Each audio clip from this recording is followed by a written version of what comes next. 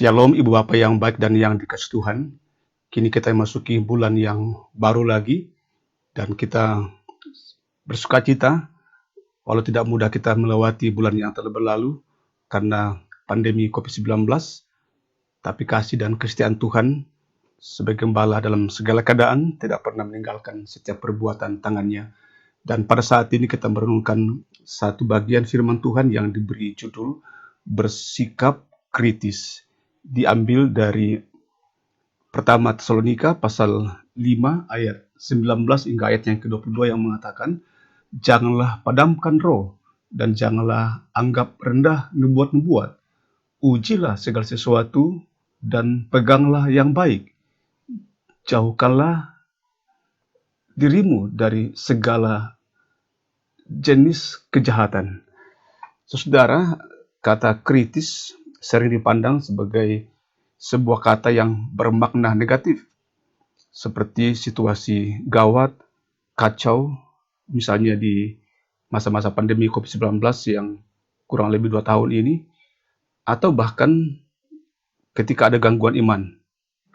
Padahal sebenarnya kata kritis menyatakan suatu sikap tertentu dalam berpikir atau bertindak yang mengambil jarak serta tidak mudah menerima begitu saja sebuah pendapat, sebuah keadaan, dan cara berpikir tertentu. Kritis dapat dipahami sebagai proses berpikir dengan cara tertentu yang melibatkan observasi atau pengamatan dan keterampilan dalam mengambil keputusan tertentu. Berpikir kritis membuat seseorang mampu mengambil jarak atau membuat seseorang bisa menyatakan sikap atau mempertanyakan, menunda terlebih dahulu keputusan-keputusan yang melibatkan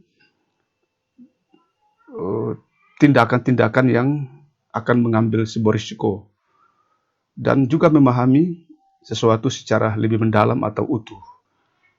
Saudara, dalam Perjanjian Baru terdapat kata dalam bahasa Yunani dokimaseto yang digunakan untuk menggambarkan sistem kerja pemeriksaan.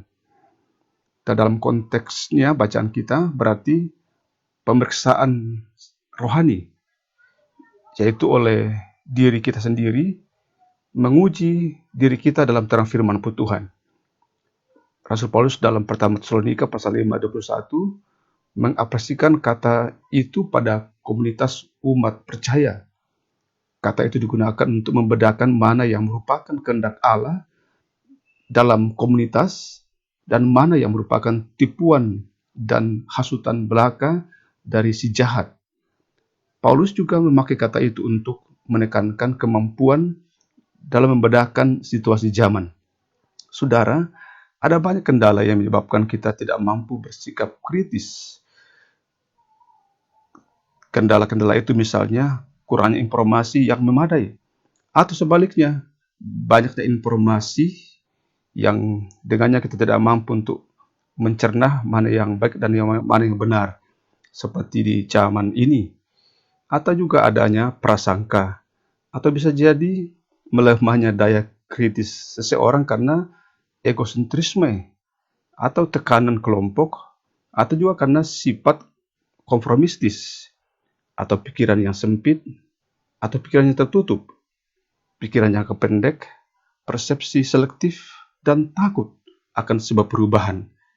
Dan ternyata pentingnya dalam firman Tuhan, khususnya pada ayat yang ke-19 tadi, dikatakan, janganlah padamkan roh. Ternyata begitu pentingnya Roh Kudus untuk memampukan kita untuk menguji setiap zaman dan waktu dan bersikap kritis untuk bisa membedakan mana kehendak Allah dan mana yang bukan yang Tuhan kehendaki. Mari kita berdoa.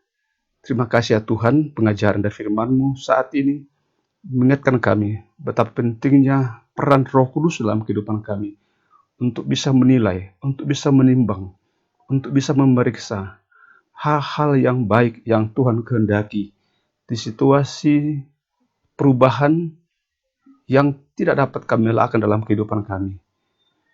terkhusus akan menghadapi lagi 1 bulan ke depan ini.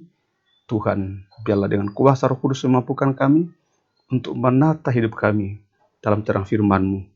Kami akan bekerja, berjuang di berbagai tanggung jawab kami, profesi dan talenta yang Tuhan berikan, menata pekerjaan di dunia pendidikan, di dunia usaha, dalam pelayanan, di dalam dunia pendidikan, dan berbagai aspek kehidupan kami.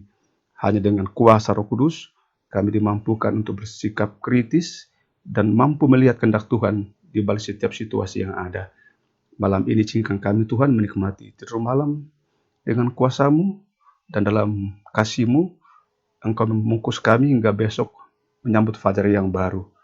Kami terus berdoa, memohon kekuatan, kesembuhan buat orang tua kami, saudara kami, anak dan cucu kami yang dirawat karena sakit, terkhusus karena pandemi COVID-19 ini, dirawat di rumah, di lorong isolasi.